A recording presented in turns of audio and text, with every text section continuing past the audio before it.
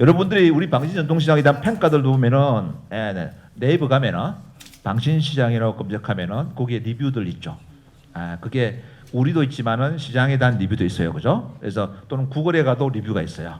그래서 이런 것들을 우리가 참고할 만하다. 그 얘기, 그러니까 여러분 개별 점포에 대해서 여러분들의 평가를 어떻게 받고 있는가는 다음 주 화요일 날 디지털 시대 할 때 좀 상세하게 얘기해 볼게요. 참고로 여러분들한테 양념으로 제가 왜냐면 지난 시간에 어제 여러분들 교육 받는 거잖아요. 이렇게 해서 우리가 유튜브나 아니면 인스타그램이나 여러분들의 방신시장이나 방신전통시장을 치면은 또는 여러분 가게를 사실 이게 이제 우리가 영상으로 만들었으니까 되게 어려워 보이잖아요. 제가 이거 만드는데 1분이 안 걸려요. 세상이 얼마나 바뀌었냐면은 그런 세상이 됐어요. 근데 그걸 우리가 모르고 있기 때문에 왜냐하면 여러분들이 들고 이게 생각보다 강력한 무기입니다. 저걸 제가 PC로 하는 것도 아니고 그냥 이 자리에서 10초면 만들 수 있어요. 그건 여러분도 할 수 있습니다. 그거를 다음 주 화요일 날 얘기를 해보도록 해보자. 자, 하나만 여러분한테 더 공지하고 짧게 갈게요. 자, 마찬가지로 자 이렇게 돼 있죠. 제가 이제 말하는 거 왜 간단하게 정리해 놓은 거예요. 우리 방신 전통시장 점포 특색을 위한 명품시장 성공을 위한 7가지 조건을 해놨어요. 자, 우리가 이걸 왜 하느냐? 여기 있죠. 점포의 각자의 독특한 특성과 강점을 살려 하나의 특별한 명품을 만들자. 이게 이번에 우리 문화관광시장의 컨셉이에요. 그래서 이게 뭉치면은 100색이잖아요. 100개의 색깔이 있는 점포가 몰려있는 시장으로 바뀌는 거예요. 이게 목표다 이런 거죠. 그래서 이제 그럼 우리가 아까 7가지 조건이라고 했잖아요. 첫째, 워크숍에 적극 참여하시라. 이 얘기요. 왜? 배워야지 할 수 있는 거예요. 그리고 예전에는 배워서 하기가 되게 어려운 시대였어요. 근데 지금은 되게 쉬운 세상에 살고 있어요. 왜? 제가 여러분들이 이게 블로그 포스팅이라고 글이잖아요. 제가 이거 쓰는데 얼마 걸렸을 것 같아요? 이거 쓰는데 10초. 내가 쓴 게 아니에요. 누가 썼어요? 인공지능이 쓴 거예요. 그것도 다음 주 화요일 날 할 겁니다. 왜냐하면 하나 사례를 보여줄까? 이게 얼마나 쉽게 쓰여지는가? 이게 얼마나 쉽게 쓰여질 수 있는가에 대한 부분을 하려고 그랬는데 넘어갔으니까 그냥 수업으로 가야지. 화요일 날 합시다. 자, 문제는 우리가 점포 특색을 하는 이유 앞에 얘기했죠? 자, 이런 이유 때문입니다. 왜냐하면 특색화되어 있으면은 이 점포는 이거 하나 유명. 아까 뭐 찾기가 어렵다는 거는 나중에 우리가 유도판이나 아니면 특색을 하는 뭔가를 갖다가 별도의 사업에서 할 거고요. 소비자들이 이런 거예요. 방신시장 와가지고 반찬 가게 하나 여기, 튀김은 이 집, 이 집은 뭘 잘해? 요게 기억에 남아야지. 여러 개를 다 잘한다는 건 절대 잘하는 게 아닙니다. 우리가 전략이라고 하는 용어는 뭐냐면 이거의 핵심은 철저하게 선택하고 집중하는 거예요. 그렇죠? 그래서 그런 면에서 우리가 딴 데보다 더 잘 되는 걸 하자 이런 거예요. 자, 우리가 지금 시장 활성화하고 점포 특색한 명품 점포 한다는 얘기는 알겠죠? 이번에 사실은 우리 단장님이 다른 기존의 사업하고 다른 접근이 뭐냐면은 기존에는 시장을 살려보자 그러고 환경 바꾸고 시장 전체 뭐 운동하고 이게 기본으로 그 중심으로 갔어요. 우리 그게 있지만은 이번 사업의 핵심은 우리 점포가 살아야지. 그래서 기존의 문화관광시장 사업이나 이런 데서 일부 나왔던 얘기들이 아니 시장 바뀌고 다 좋은데 우리는 장사가 안 돼. 목적은 뭐냐면 상인들이 장사를 잘 되게 하는 거잖아요. 그러면은 우리는 정반대로 한번 가보자. 그죠? 그래서 개별 점포를 특색화시켜서 살리면은 시장은 자연스럽게 살아날 거다. 요게 같이 믹스되어 있다고 보시면 맞습니다. 그래서 기존에가 이런 방식이었다면은 위에서 아래로 지금은 매력 넘치는 100인 100세계, 100점 100세계. 그래서 1점포 1특화 1명품 점포잖아요. 그래서 우리 점포의 특색과는 매력이 강화돼서 전체 시장을 활성화된 시장으로 만들어보자. 이런 접근으로 간다. 그럼 우리가 어떻게 할 거냐? 특색화라는 게 어마어마하게 뭔가 이걸 개발하는 노력을 해야 되는 거냐? 그렇게 하면 하기가 어려워요. 그죠? 여러분들은 장사해야 되고 기존에 하고 있는 게 있을 거 아니야. 근데 또 우리가 뭔가를 잘하고 있는데 나도 잘 모르고 고객도 몰라. 그걸 찾아서 그걸 강화하는 것도 내세워보는 것도 좋다 이거죠. 그래서 그렇게 보면 우리가 1점포 1특화는 크게 보면은 안에 공간을 바꾸는 문제, 우리 점포만의 상품으로 하는 문제, 우리가 뭔가 새로운 서비스로 하는 문제, 그 다음에 그 안에 뭔가 경험을 녹여내서 하는 문제. 그래서 이걸 다 하자가 아니에요. 자, 어떤 점포는 이걸 가지고 차별하고, 어떤 점포는 요걸 갖고 차별하고. 아까 얘기했죠. 우리는 돈가스를 갖다가 튀겨주는 거, 그러면은 시장 내에 하나 있다. 또는 방화동에 없더라. 실제 시장 아니고는 잘 없어요. 그죠? 그러면은 특색화가 된 거잖아요. 그죠? 예를 들어 우리가 반찬 가게 하는데 반찬을 모두가 맛있게 하는 것도 전략이지만은 그 중에 우리가 고객을 분석해 보니까 주로 우리는 야 여기에 보니까 예를 들면 30대 초반에 예를 들면은 뭐 신혼주부가 많이 살더라. 그럼 그 사람들을 타겟으로 하는 특정 시그니처 메뉴를 갖다가 끄집어내서 앞에다가 미는 거예요. 그래서 걔만 팔리는 게 아니야. 걔 사러 갔다가 딴 거 사고 하는 거예요. 아니면은 우리가 60대 우위에 그러니까 혼자 사는 독가하는 노인들이 많이 살더라. 그럼 그분들이 좋아하는 메뉴를 대표로 내세우는 분이잖아요. 그죠? 그래서 그런 면에서 고민해보자 하는 거고요. 마찬가지로 그게 서비스가 될지 또 다른 게 될지 이야기가 될지 이런 것들을 생각해보자 하는 거고요. 자, 그런 사례 중에 대표적인 거. 자, 이게 아까 탕국 얘기했잖아요. 원래 탕국은 반찬 가게에서 팔았어요. 그죠?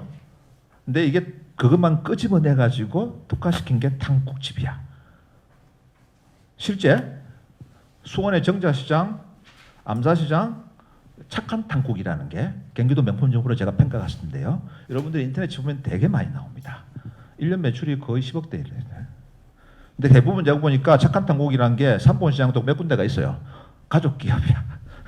그래서 저는 처음에 프랜차이즈인 줄 알았는데 뭐 올케 뭐 다 이런 식이야. 예?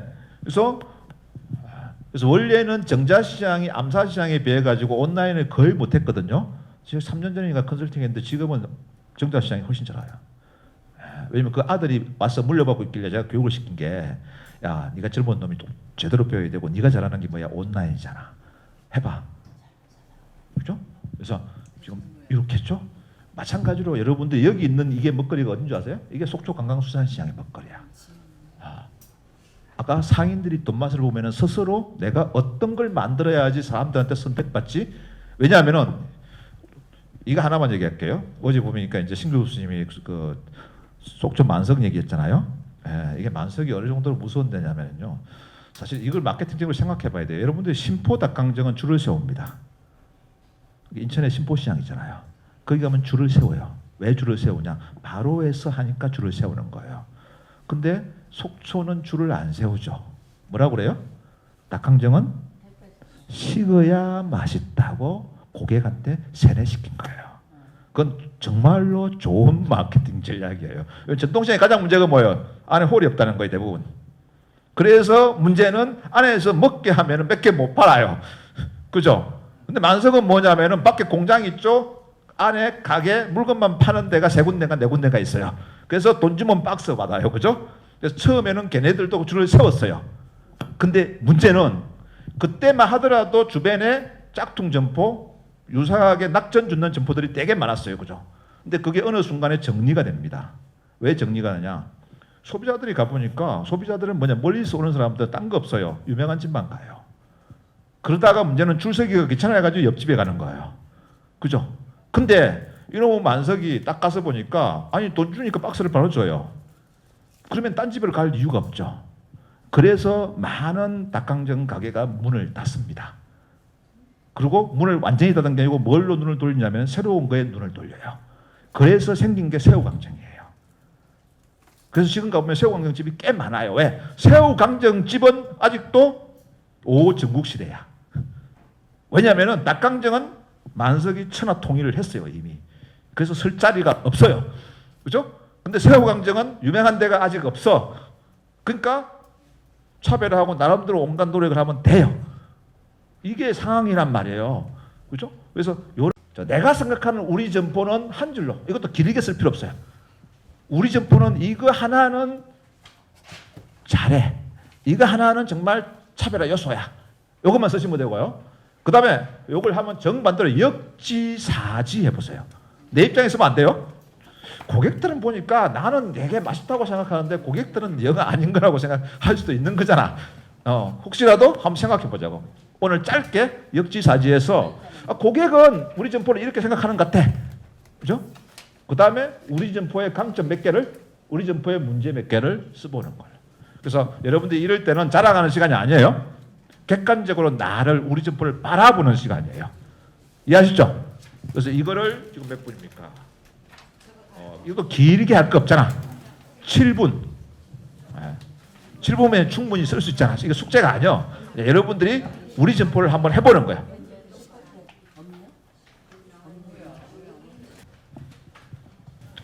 여러분들이 이거 고객이 생각하는 점포 이미지 모르잖아요. 그럼 옆 사람한테 물어보세요.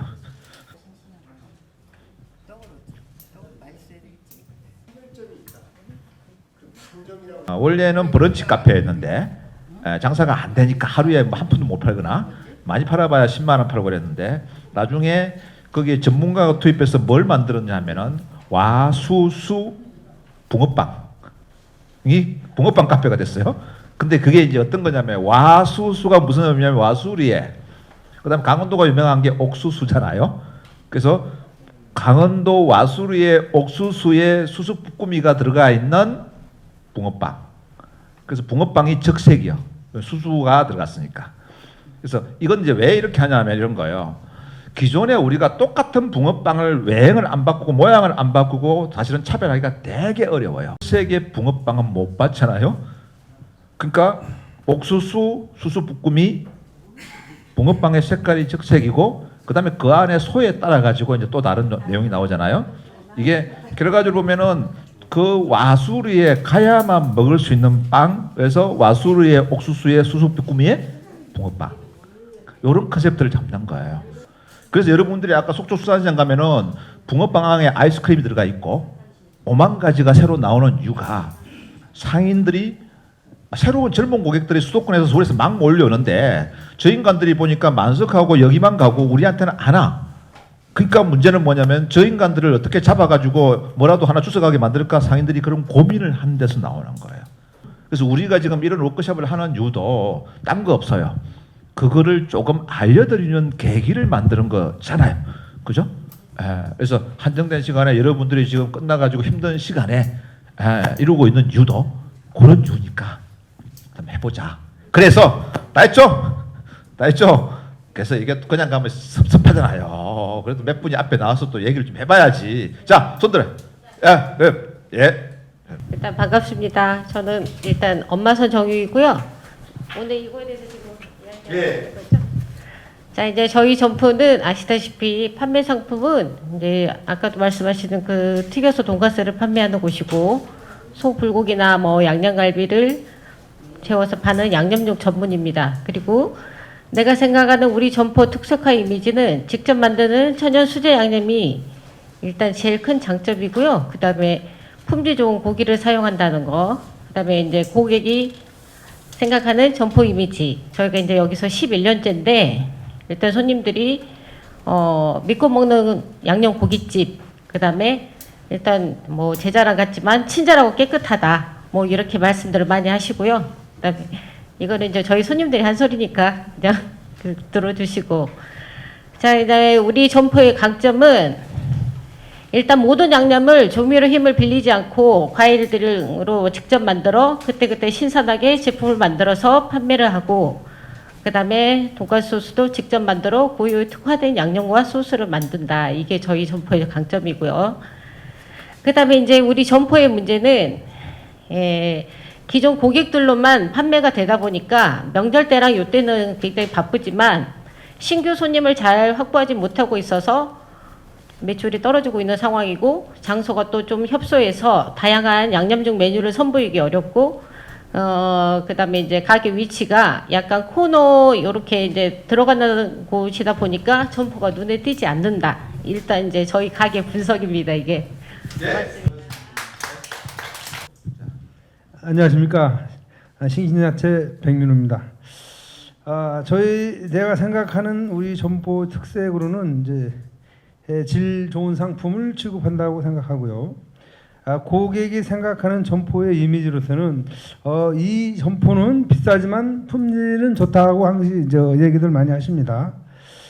우리 또 아까 이제 똑같은 적이지만 우리 점포의 장점은 이제 최상의 품질의 상품을 취급한다고 생각하고 있고요.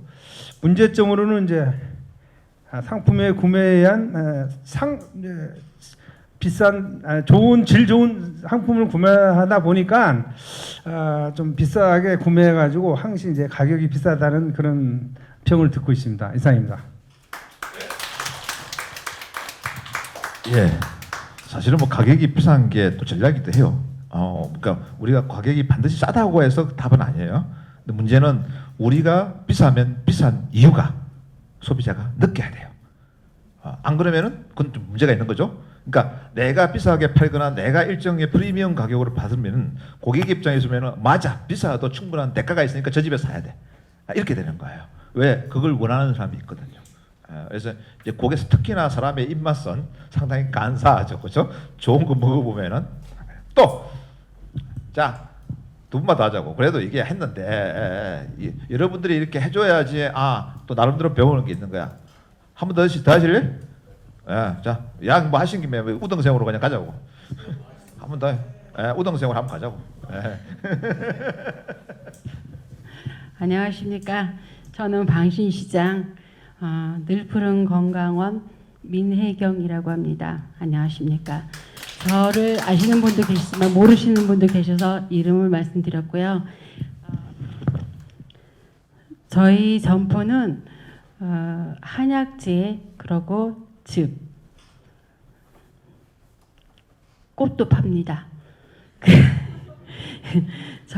제가 생각하는 저희 점포는 부부가 함께 늘 긍정적으로 장사를 하는 게 장점이고요. 친절하고 깨끗하고 청결하게 원산지 속이지 않고 저희는 판매를 합니다. 그리고 고객이 생각하는 저희 점포의 이미지는 예쁘다, 참 친절하다, 보기 좋다, 부부 금실이 정말 좋다 이렇게 말씀을 하시더라고요. 그리고 저희 점포의 장점은 고객이 놀러 오시는 분이 많으십니다. 늘 오셔서 시원한 거 드시고 따뜻한 차 한 잔씩 마시고 가는 게 저희 점포의 매력입니다. 저희 점포의 문제점은 아주 많은데요. 그 중에 하나는 2005년도에 오픈을 했다 보니까 조금 천장, 도배, 뭐 조명 이런 게 조금 어둡고 껌껌해서 눈에 잘 띄지 않는 게 단점입니다. 그래서 여기에 나왔습니다. 감사합니다. 야, 우리는 확실하네. 그러니까 거기 건강한 거 먹으면 부부 금실이 되게 좋아지고 밝아진다는 거잖아요. 그죠? 확실한 포인트를 좀 짚어주셨어. 오늘 여러분들이 하시는 거 보니까 어제보다 더 잘하시고 또 보니까 제가 다음 주 화요일 날 얘기했잖아요. 다음 주 화요일 날은 정말 괜찮은 시간 될 거라고 봐요. 왜? 지금 소비자들이 전부 그거 보고 있습니다. 왜냐하면 하나만 보자고요. 여러분들이 네이버에서 여러분 가게를 검색해보죠. 그러면 네이버에 보면은 방문자 리뷰, 영수증 리뷰, 그다음에 블로그 리뷰 있잖아요. 그 리뷰에 따라 가지고 사람들의 선택은 꽤나 많이 달라지고 있습니다. 왜? 물론 기존의 단골들은 계속 오죠. 근데 젊은 세대, 그다음에 새로운 사람들, 이 사람들은 선택의 기준이 거기에 있어요. 일례로 보면은 자, 우리가 건강원 같은 경우에는 기존 연령대에 있는 사람들만 먹죠. 그러니까 새로운 젊은 세대들은 잘 안 찾아요. 그러면 찾아야 될 이유가 아까 얘기했죠. 막걸리나 다른 것들도 사양 산업이라고 다 사라져 가던 것들이에요. 근데 타겟을 오히려 정반대로 젊은 세대로 잡았어요. 웃기잖아요. 막걸리는 사양 산업이고 노인네들은 먹던 것들이었는데 갑자기 막걸리를 갖다가 젊은 애들을 타겟으로 해서 바꿨어. 그럼 처음에 그게 누가 될 거라고 생각했겠어요. 근데 됐잖아요. 더 웃긴 건요. 여러분들이 오뎅 알잖아요. 우리나라 오뎅 공장의 첫 시작 삼진어묵이라고 부산 영도에 있습니다. 이게 1953년도 6.25 때 만들었어요. 근데 이 삼진어묵이 한참 성장하다가 대기업들이 진출하고 유통이 대형마트나 백화점으로 바뀌면서 얘네들이 매출액 20억도 안 되는 쪼그라든 회사가 됐어요. 얘네들의 고객은 이때 고객은 주가 누구였냐면은 식당, 단체급식, 포장마차예요. 그럼 이게 어떻게 되냐? 브랜드가 필요 없어요. 싸게 파는 게 장땡이죠. 그래서 할아버지가 창업해서 아버지가 물려받아가지고 손자가 젊은 놈이 와가지고 요즘 젊은 애들이 이를 사고를 쳐요. 이놈이 그걸 아버지 도와준다고 온라인에 좀 팔아보는데 조금 팔려. 근데 이것만 갖고는 안 되겠어. 왜? 옛날 상품으로는 팔기가 쉽지 않아. 왜? 옛날 상품은 납작한 거, 그 다음에 꽃이 두 가지밖에 없잖아요. 이렇게 해서는 소비자를 못 만나요. 그래서 얘가 어떻게 했냐면 직접 소비자를 만나야겠다 이래가지고 부산역의 매장에 코레일 유통이 하는 거 입찰 들어가는 거거든요. 그 장사가 안 될 때니까 되게 싸게 받았어요. 저도 코레일 유통에 그거 평가 몇 년 했거든요. 그게 자기가 금액 써내가지고 사업계획 써가지고 그걸 따와요. 한 달에 이자 얼마 주겠습니다. 그 임대료 얼마 주겠습니다. 그때마다 별 인기가 없으니까 얼마 안 줬어. 근데 그거를 부산역에서만 100억대를 팔았을게요. 어떻게 팔았냐? 세상이 바뀌었다고 얘기했잖아요. 젊은 사람이잖아요. 부산에 왔다고 내가 사게 가게 만들어야잖아요. 그럼 기존을 못 갖고 안 돼요. 여러분들이 지금 보고 있는, 근데 원래 기회가 처음 한 거 아니에요. 시장에서 다 했어요. 우리 전통시장 가면 수제 어묵 하잖아요. 안에다가 뭐 고추 어묵, 깻잎 어묵, 깻잎 어묵, 새우 어묵, 새우 어묵. 이거를 산업화시킨 거예요. 그렇게 해서 그걸 공장에서 1차 대충 해서 현장에서 바로 튀겨가지고 그러다 보니까 10장, 20장에 2,000원 받던 걸 하나에 2,500원이잖아요. 지금 올라가지고 2,800원, 3,000원 할 거예요. 제가 제일 좋아하는 거 새우 어묵, 그 다음에 고추 어묵. 이건데 하나당 2,800원이에요. 부가가치가 엄청 올라가죠. 이 회사가 지금 매출 얼마냐? 900억이 넘어요.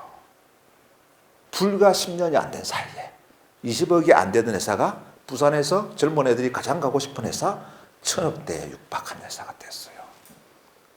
그래서 제가 드리고 싶은 말씀은 사양 산업은 없다.